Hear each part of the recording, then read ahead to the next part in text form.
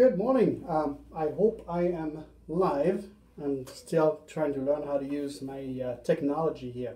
Today we're going to talk about how to get the maximum possible price for your house, absolutely guaranteed. So this is coming in just a moment, but before we get started, here is this. So the big question is this: how in an industry like real estate, where no formal education is required, where the only way to learn is for real estate agents to practice on you, and where the people advising you are 100% commissioned salespeople, meaning if they don't close deals, they do not get paid, how do you protect yourself from abuse, greed, and bad advice? That is the question, and this Facebook Live will give you the answer. My name is Auger, and welcome to Real Estate Secrets. And welcome back.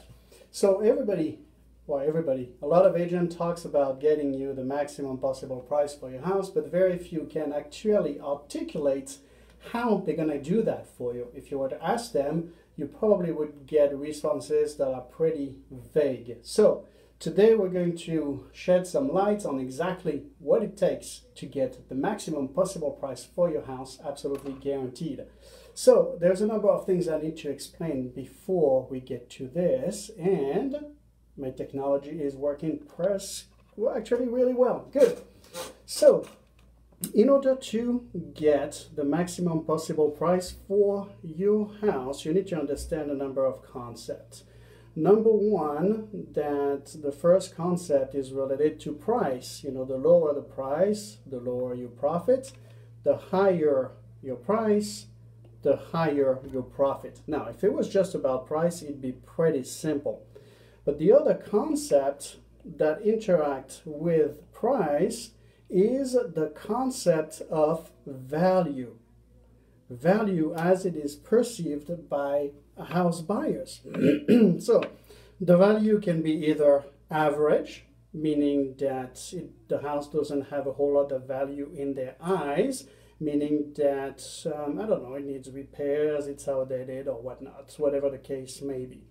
The second possibility is that your house offers exceptional value. That it usually means that it is updated, that it shows well, it's been prepared, and it is ready for market. So as price goes up and you move to high profits, your buyers are going to have higher expectations for your house. That's pretty normal.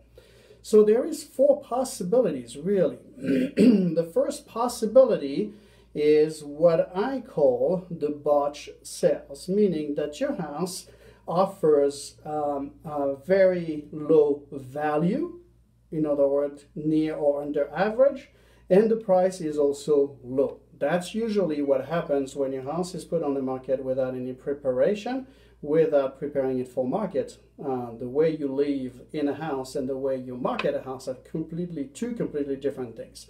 So if you remain in that lower quadrant of the botch sales, you will achieve low profits because your house doesn't offer a whole lot of value, and in order to create activity and interest, you have to lower the price.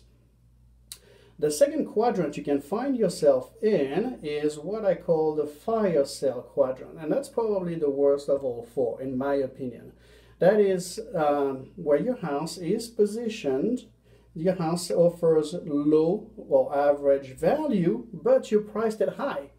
What happens is agents and buyers are not dumb. They will know, they will see just by the pictures.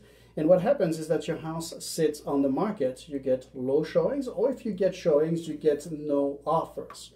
What that translates into is longer time on the market. And of course, the longer your house sits on the market, the less buyers are interested in it, the more they start wondering what's wrong with it. And at some point, you have to reduce the price until, you know, when you feel desperate, when it's been 2, 3, 4, 6 months on the market, you reduce the price to finally get a buyer, and oftentimes you'll have to reduce the price lower than what it would have sold for if you had done things right. That's why I call this the fire sale. That's when you get tired of all the few showings and waiting.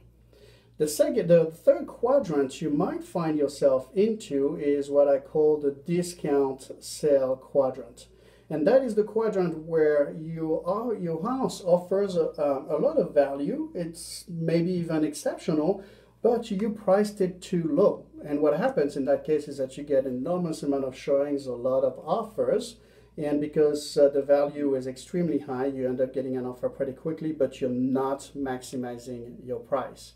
And then the last quadrant, which is by far the most desirable one, is maximum profit. And this is where your house offers an exceptional value, and you're also priced at an exceptional price. See, what happens in order for you to move from average to exceptional value is you need to prepare your house. And the way you prepare your house is twofold. Number one, it's about doing all the repairs that are necessary, so that when people look at your house, visit your house, they do not see anything that's broken or non-functioning. And then the second part of that is to update your house, depending on how old it is, but to basically add the features to your house that buyers are looking for. So what happens regardless of where you start, in whichever quadrant, at the end, you always want to end into the maximum profit quadrant. Well, how do you do that? Like I said, you repair and you update your house. If you do that, chances are that you will get a high offer. As the value increases, the willingness of buyers of making a strong offer from the get-go increase as well.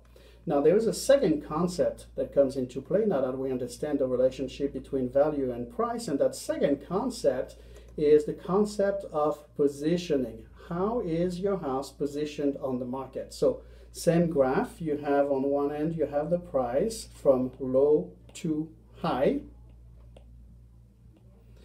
And on the other axis, you have how your house is positioned in reference to other properties for sale. It could be worse than the other houses for sale, or it could be better than your competition.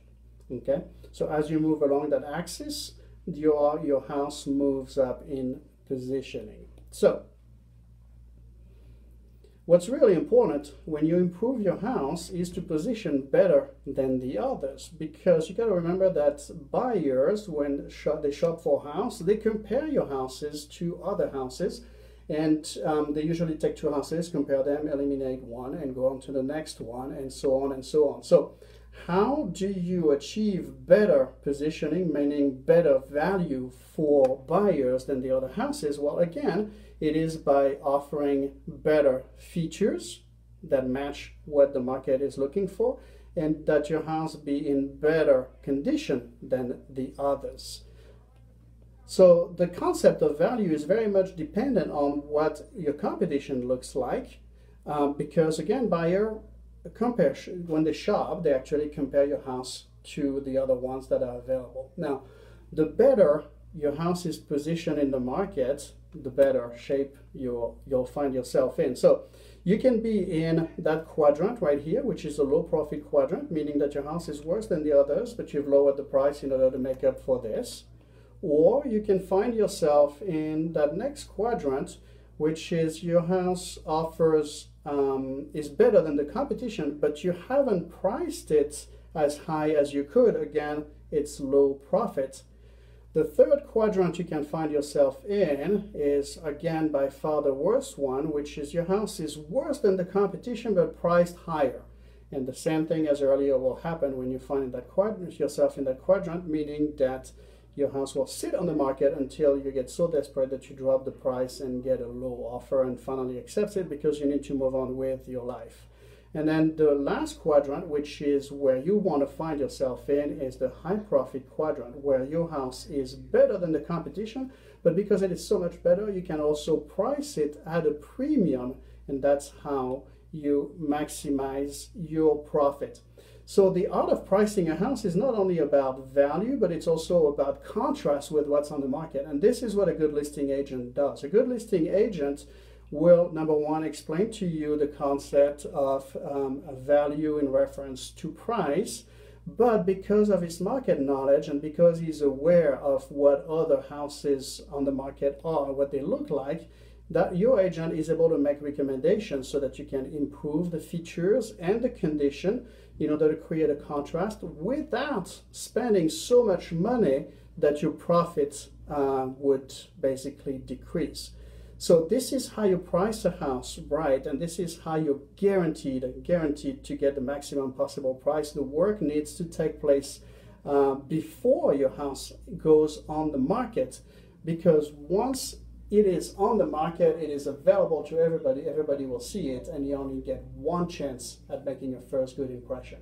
I hope this helps. If you're thinking about selling your home, if you want to know more about how I achieve that better positioning and better value, you can contact me on my cell, 702-813-2661. Have a great Tuesday. Today's Tuesday, and I'll see you soon.